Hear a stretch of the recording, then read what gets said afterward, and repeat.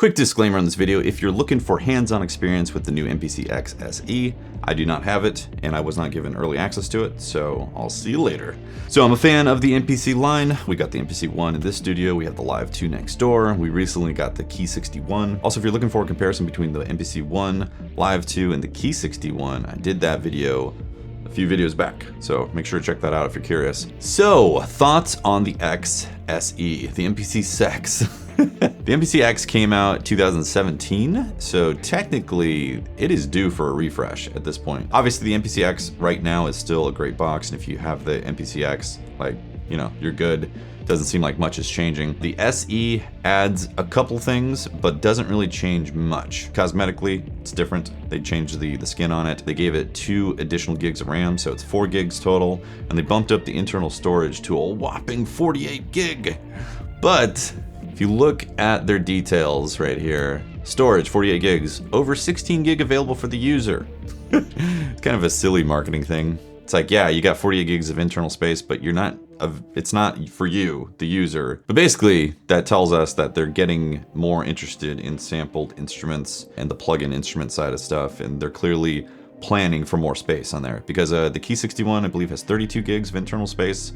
It's also got the 4 gigs RAM, and all the other older MPCs are lower. The Live 2, I believe, is 16 gigs of internal space, and the MPC One, Live 2, and all that have 2 gigs of RAM. They're planning on more stuff for the software. But you know what's great is this says that the MPC 3 software, like the predicted 3.0 update, is I'm sure going to run on all these MPCs. So if you have an MPC One or an OG Live or something like that, or the X, original X, I'm sure they'll have no problem with the latest update with MPC 3.0. That's good, right? Like, I think that's great. That also means that people who do end up buying the special edition of the X, or whatever new MPC edition that comes out, they're essentially kind of financing the future updates for your hardware if you already own it. So you can knock Akai for, you know, selling a $2,500 flagship with not much changes, but in reality, it's helping finance your future updates on your box. So, one way to look at it, right?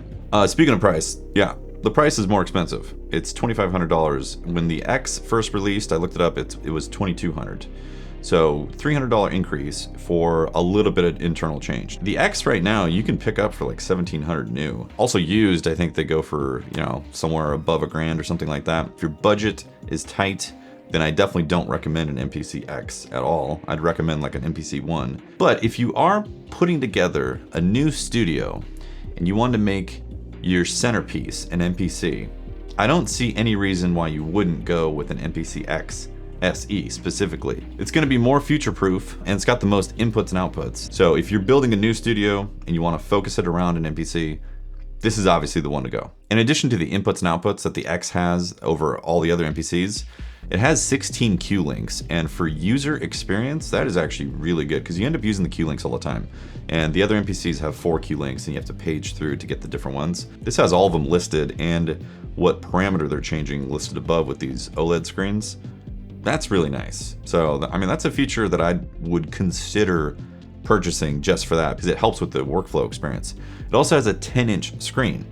The MPC One has a 7-inch screen. So, once again, big difference right there. Like, a lot more screen real estate, and you can tilt it, which is great for ergonomics, you know. Now, what I am disappointed about, though, is in terms of a refresh, it's not really much of a refresh. The internal has changed a bit, but you'd expect that regardless, because it's been 5 years. But the actual surface design isn't that much different. And again, it's a special edition. So it's not like an X2, or an X Mark II, it's X Special Edition. So technically they can get by with this because they didn't say it's a new version of X, it's just a special edition.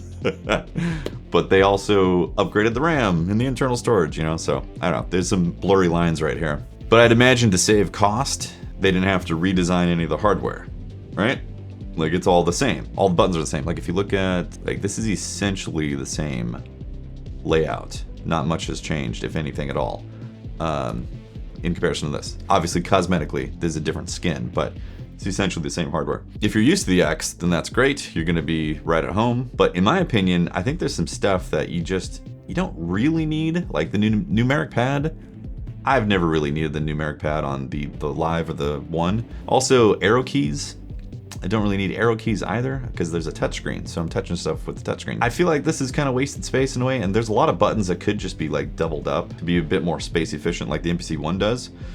And what is missing from this new MPC that I'm disappointed about actually is the touch strip. So they added the touch strip on the Key 61 and it is extremely functional. The touch strip makes a lot of sense for an MPC and a great hands-on feel. So I feel like they missed the mark a bit right here. Like they could have redesigned this panel to be a bit more space efficient and got rid of stuff that is kind of redundant with the touchscreen, and they could have added that touch strip, which would have been really beneficial for it. So for $300 additional, you don't get those features. Now they did also include the new instrument collection, which came with the Key 61. That's the Fabric XL, stage piano, EP, all that stuff, studio strings, you know, so it's like this workstation level content library that's been added. You get it with the MPC X SE. If you bought the regular X and you wanted to get that content, you'd have to spend like $350 for the software bundle to get licenses that you activate on your box. And you also have to put that content on a separate drive as well. You can't put it on the internal drive of the X, the original X, or like the MPC One, the Live 2, you have to have an additional drive hooked up to be able to store that data. So with the SE and the Key 61 also, that factory content, that like the XL and the stage piano and EP and all that, that's on the internal drive. And you wouldn't really think much of that initially, but from what I've experienced from the MPC One, the Live 2, and the Key 61, that factory content loads up much faster on the Key 61 than the MPC One and the Live 2. So if that is a concern to you, and if you want to have stage piano load up as fast as possible on your MPC, then this new MPC really is the way to go, or the Key 61, which by the way, is on sale. Or maybe they lowered the price? I'm actually not sure. It's $1,500 now, which I think is like a $300 or $400 price drop right there. And by the way, if you plan on picking up any of these MPCs and you use our affiliate codes, we would be greatly appreciative. We prefer Zounds, their affiliate of choice, been using them for years. Links below if you do plan on price check-in or picking up anything. And thank you very much if you do use those. So back to the instruments. If you do want the fastest loading experience, if that matters to you right now in your studio, then the SE and the Key 61 are your best options right there.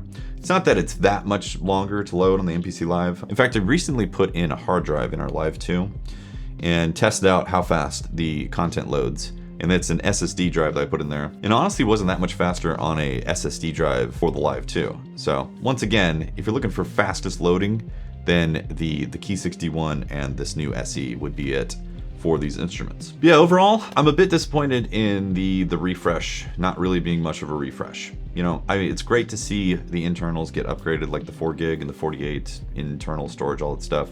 But I like to see new like hardware features, and also to give it like a $300 premium charge on top of what they were charging before. I don't know if the value is really there personally. Like I said, if you're making a studio and you want the centerpiece to be your MPC, then $2,500 is the cost to that. You know, you're gonna factor that into your budget for building a studio out. If they would have stayed with the $2,200 mark, I feel like it would have been a bit more of an attractive value. That being said, maybe they're thinking that most people are going to go with the MPC One or Live 2, and this is really more of their just, you know, they're not gonna sell as many of these flagship type of models, which is totally possible.